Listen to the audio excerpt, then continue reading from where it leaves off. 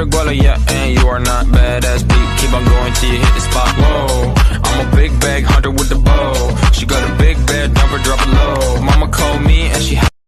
Assalamualaikum warahmatullahi wabarakatuh. Salam sejahtera bagi kita semua. Perkenalkan, nama saya Juliana Eka Pratiwi dari Universitas Maritim Raja Ali Haji Tanjung Pinang, Fakultas Ilmu Sosial dan Ilmu Politik, Prodi Ilmu Administrasi Negara.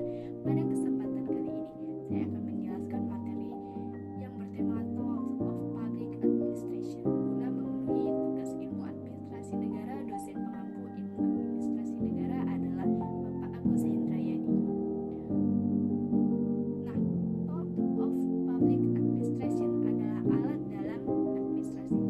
Untuk mencapai tujuan yang telah ditentukan diperlukan alat-alat atau sarana. Tol merupakan syarat suatu usaha untuk mencapai hasil yang ditetapkan. Tol tersebut dikenal dengan 6M atau 6M. Dalam 6M ini, yang pertama adalah man, orang. Orang di sini adalah orang yang memiliki keahlian dalam bidang administrasi. Jadi, dalam administrasi itu harus ada orangnya. Yang harus diingat di sini ialah bahwa dalam administrasi negara itu yang diperlukan adalah administrator yang memiliki kualitas yang baik. Contohnya yang pertama, mempunyai pendidikan yang baik tentang administrasi. Maka dari itu, pemahaman tentang administrasi sudah jauh dari kata paham dan sempurna. Jadi, dia tidak hanya memahami administrasi itu hanya sebatas catat-mencatat, ketik-mengetik, dan surat-menyurat, serta tulis-menulis. Administrasi itu adalah untuk mencapai tujuan yang sudah ditetapkan, bukan hanya sekedar ketetapan baru, tapi yang sudah ditetapkan pada awalnya. Yang kedua adalah mencari orang-orang yang berpengalaman. Nah, untuk yang kedua ini sulit untuk kita dapatkan. Kenapa kita katakan sulit? Contohnya, seperti pada saat melamar kerja, tertulis di situ persyaratan tersebut minimal pengalaman kerja 1 atau 2 tahun. Nah, ini yang sulit, sedangkan kita baru tamat kuliah, tetapi kita diminta untuk melampirkan pengalaman kerja, sedangkan kita hanya melihat bagaimana orang lain berangkat kerja ke sana ke sini. Seperti halnya pada saat saya PKL, saya hanya diberi materi pada saat saya masih sekolah. Setiba saya PKL, saya disuruh mengarsipkan surat yang sudah lama ke dalam box. Yang parahnya lagi, saya disuruh hitung berapa banyak sih surat yang saya masukkan sesuai dengan kode arsip. Jadi kita nggak punya pengalaman bagaimana sih sebenarnya pekerjaan untuk mengarsipkan surat-surat lama tersebut. Namun lama-kelamaan saya memperhatikan bagaimana kerja orang-orang kantor tersebut. Maka dari situ saya mengerti sedikit demi sedikit sistem kerja mereka. Yang ketiga, orang yang lihai. Orang yang lihai juga diperlukan dalam sebuah organisasi administrasi ini. Apa yang seharusnya dikerjakan, misalkan jika ada yang mengikuti organisasi kampus, maka di situ akan dibelajarkan atau belajar surat menyurat dan lain sebagainya. Kalau dalam kantor kan tidak ada, sehingga nantinya jika kita disuruh tolong dek buatkan surat, kita tidak tahu apa-apa, entah apa yang kita lakukan. Maka pertanyaan pertama yang muncul adalah, maaf kak, ada contoh suratnya atau tidak? Semua itu tidak perlu contoh, kita cukup menggunakan handphone dan memanfaatkan Google untuk melihat bagaimana sih pembuatan surat, baik surat cuti, surat atau lain sebagainya. Semua itu tergantung adalah kod suratnya. Jika tidak ada, maka itu yang akan menyulitkan kita. Jika kod suratnya sudah ada, itu yang jauh lebih menyulitkan. Jika kod suratnya terbatas nih, lalu kita salah-salah, maka kita yang akan menanggung omelan, ini kerjanya nggak bagus gini-gini. Yang keempat adalah harus mempunyai mental yang baik. Artinya, dia punya kesanggupan untuk mengerti dan mempelajari kesalahan-kesalahan dan kemudian sanggup untuk memecahkannya. Kemudahan daya adaptasi atau kerjasama.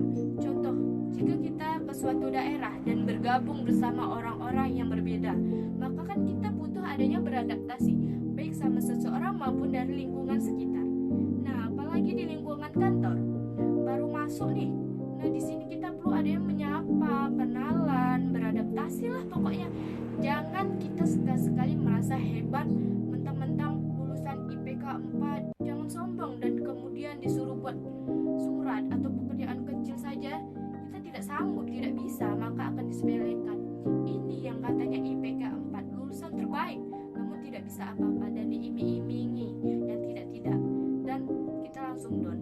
Nah, ini yang dikatakan harus memiliki mental yang kuat. Apabila kita baru masuk di lingkungan kerja atau kantor, jadi kita tidak memiliki mental yang kuat, maka kita akan lemah. Selain memiliki mental yang kuat, harus juga mempunyai moral yang baik. Tentunya yang artinya orang itu akan bersikap adil, bertanggung jawab, terutama dalam kewenangannya atau kepemimpinannya yang ada padanya. Adil itu kan susah. Contohnya dalam kehidupan di lingkungan kita aja lah. Jika kita mempunyai beradik banyak banget. Yang pertama dikuliahkan, yang kedua sebatas SMK, dan yang ketiga dibuatkan usaha. Nah, kan tidak adil namanya. Jadi, jika kita memiliki moral yang jelek, tentu akan meningkatkan dan menuruti hawa nafsu. Suka-suka kita berperilaku seperti tidak adil, tidak jujur. Yang kedua, money, uang. Uang juga memiliki peran penting dalam suatu administrasi negara. Kenapa uang bisa dikatakan penting? Ya karena bagaimana kita mau menjalankan aktivitas di dalam organisasi jika uangnya tidak ada. Misalnya jika kita ingin menjalankan kegiatan namun terkendala dengan alasan anggaran tidak ada, maka kegiatan tersebut terkendala. Kegiatan tersebut tidak berjalan dengan baik sesuai dengan apa yang kita harapkan. Yang ketiga, material adalah bahan-bahan apa saja yang diperlukan, barang-barang apa atau perlengkapan apa aja sih yang kita perlukan dalam organisasi. Misalnya pada saat di kantor, contohnya spidol, AC, lalu mimbar untuk kegiatan kantor yang memerlukan mimbar tersebut. Atau jika ingin mengirim surat, menyurat, butuh adanya kertas. Walau zaman sekarang banyak tidak menggunakan kertas untuk mengirim surat. Kebanyakan sekarang ini cukup kirim melalui WA selesai. Nah, ini dalam segi material. Yang keempat adalah metode atau cara. Adalah bagaimana sih kita mengerjakan pekerjaan. Misalnya jika di kantor nih, kita disuruh mengetik surat. Apakah kita mengetik 10 jari, 3 jari, bahkan 1 pun tidak masalah, karena itu cara kita, bebas mau mengetik gimana caranya. Yang terpenting adalah yang diperintahkan diselesaikan dengan sempurna dan tepat waktu.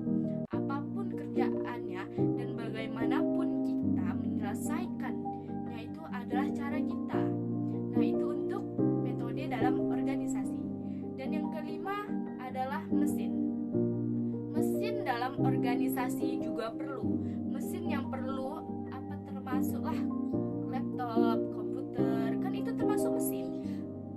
Mesin fotokopi, printer, dan kita punya nih laptop sebagus apapun jika tidak mempunyai alat printer. Namun buat apa? Mesin di sini adalah alat yang digunakan untuk membantu menyelesaikan tugas-tugas dengan baik. Nah, yang keenam nih, market atau pasar. Apa sih market itu? Pasarnya administrasi adalah masyarakat atau rakyat. Nah, yang dilayani itu masyarakat.